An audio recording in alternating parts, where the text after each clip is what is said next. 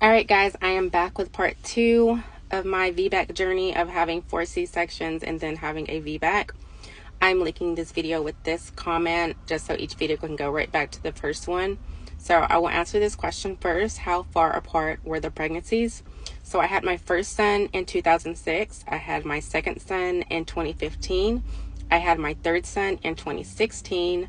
I had my fourth son in 2019. And I had my fifth son, which is my VBAC baby, in 2022, last year. All right, and I will say that I didn't have any really pregnancy issues. Now, in 2006, when I had my first son, I was on bed rest for probably about a month in that pregnancy for some bleeding, and then he was born at 34 weeks for low birth weight. He ended up testing positive for CMV virus. It's a virus you get when you're pregnant from being around a lot of children. The child might have a cold or something, and so they just pass it on to you, and then you pass it on to your baby in the form of CMV.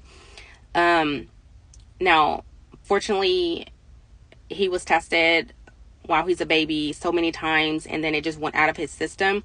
But I do know a lot of babies and children aren't as fortunate, because you can go blind and you can go deaf and even lose your life with that virus. So thank God that wasn't our story. But besides that, my pregnancy in 2015, 2016, 2019, and even last year, like, I had no issues, which prompted me, like, hey, why do I have to keep having C-sections if, I'm having, these great, I won't say normal, but great pregnancies. So that's why my pregnancy in 2019, I wanted to attempt a VBAC with that one. Just because I'm like, okay, these pregnancies are fine. So that leads us here. All right, so now picking back up from part 1. So I left off where I found my OB 4 hours away from me, who was going to allow me to try to have a VBAC. And after having those 3 C-sections, so we would go every month to my appointments, drive the distance 4 hours there, then 4 hours back. I probably missed maybe 1 or 2 appointments, so we did that. Now, I also did see an MFM doctor, maternal fetal medicine, I believe that's what it's called, just to make sure everything was going okay. At one point, my placenta was really low, and then my OB wanted to make sure I didn't have placenta accreta, which is common with the more C-sections you have. And then they had seen like something on my baby's head, but that eventually resolved itself and went away, and my placenta moved up. I continued to see this OB throughout the rest of my pregnancy, just so we can make sure everything was going great, since I was trying to have a VBAC. All right, so if you remember in part 1 where I mentioned how there was an OB in the office as my, the current OB I chose for my VBAC, there was an OB who had stopped doing VBACs. And I had mentioned to my husband that, hey, it would be awesome if this was the OB on call when I went in, just because he was just well known for doing VBACs for women having 3 C-sections and 4 C-sections. So he was just well known. So I had mentioned that. So remember that part, because that's a important part of this story. So when I had got towards like the last month of my pregnancy, my OB had went overseas to get married, and something happened, and so she wasn't able to come back in time. So in the meantime, I'm like 9 months pregnant, and I had to see a couple of other doctors in the clinic. And I remember going, and they were like, hey, like, you need to schedule a C-section. Like, you don't have a great chance at this. I've seen the horror stories. Like, they would tell me all of this.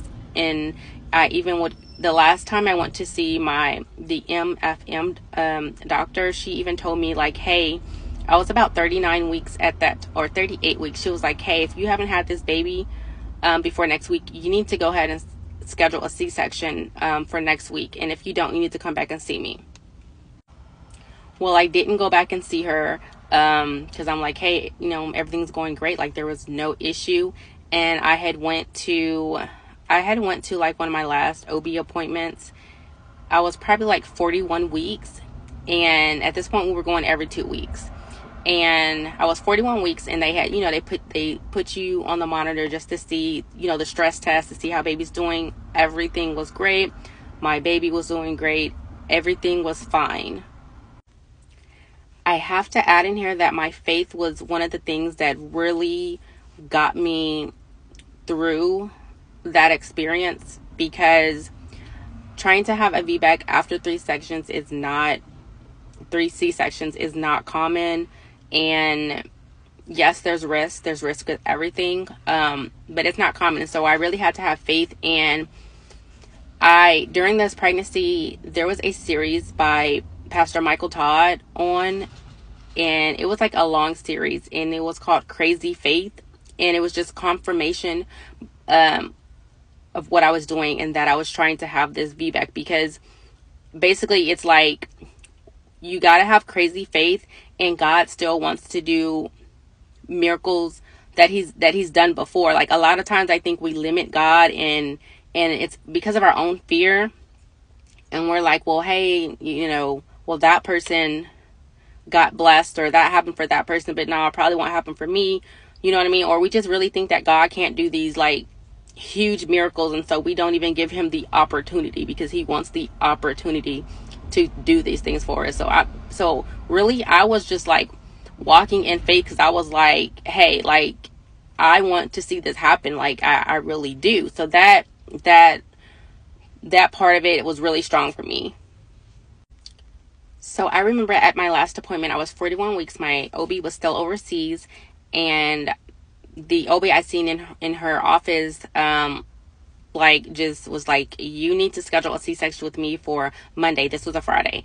Like, he was like, I've seen the horror stories. Like, you have a very rare chance of having a VBAC. Like, you could die. Like, I've seen it all. And long story short, I left out of that office and just cried and cried. And up until that point, I had been so strong, and I was just like, oh my gosh, like, it was just so much. Like, I'm 41 weeks pregnant. Like, I was like, I don't want to put my baby under stress, but at the same time, my baby was healthy, and I was just like, oh my gosh. And then I was tired of being pregnant.